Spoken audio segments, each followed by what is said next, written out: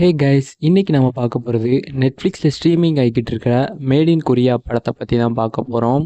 இந்த படத்தை பொறுத்த வரைக்கும் தமிழ் படம் மாதிரி இல்லாமல் பக்கா கொரியன் படம் மாதிரியே எடுத்திருக்காங்க.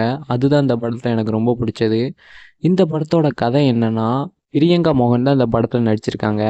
அவங்க சின்ன வயசுலேருந்து கொரியாவுக்கு போகணுன்னு ரொம்பவே ஆசைப்படுறாங்க. அதனால் ஸ்கூல்லேருந்து காலேஜ்லேருந்து ரொம்பவே கஷ்டப்பட்டு எப்படியாவது கொரியாவுக்கு போகணுன்னு ட்ரை பண்ணுறாங்க.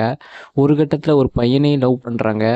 அந்த பையனோட வீட்டை விட்டு வெளியே வந்துடுறாங்க. அப்புறம் தெரியாதனமாக டிக்கெட் எடுத்து ஃப்ளைட்டில் கொரியாக்கே போயிடுறாங்க. அங்கே போய் அதுக்கப்புறம் என்ன நடந்துச்சுங்கிறது தான் இந்த படத்தோட மீதி கதை. உண்மையிலே இந்த படத்தோட ப்ளஸ் பாயிண்ட்டு மேக்கிங் தான். தமிழ் படம் மாதிரியே இல்லை, கொரியன் படம் மாதிரி தான் எனக்கு ஃபீல் ஆச்சு. ரொம்பவே சூப்பராக இருந்துச்சு.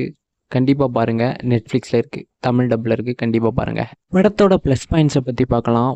மொதல் ப்ளஸ் பாயிண்ட்ஸு பிரியங்கா மோகனோட ஆக்டிங் தான். ரொம்பவே ஃப்ரெஷ்ஷாக சூப்பராக நடிச்சிருப்பாங்க. அதுவும் வேற ஒரு நாட்டில் பெண்கள் எப்படி கஷ்டப்படுவாங்க அதை ரொம்பவே சூப்பராக நடித்து காட்டியிருக்காங்க.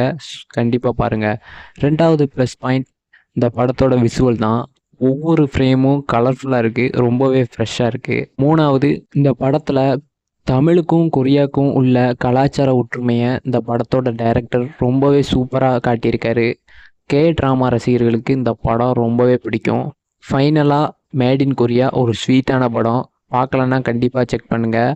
இந்த ரிவ்யூ பிடிச்சிருந்தா லைக் பண்ணுங்கள், மறக்காமல் சப்ஸ்கிரைப் பண்ணுங்கள். Bye guys.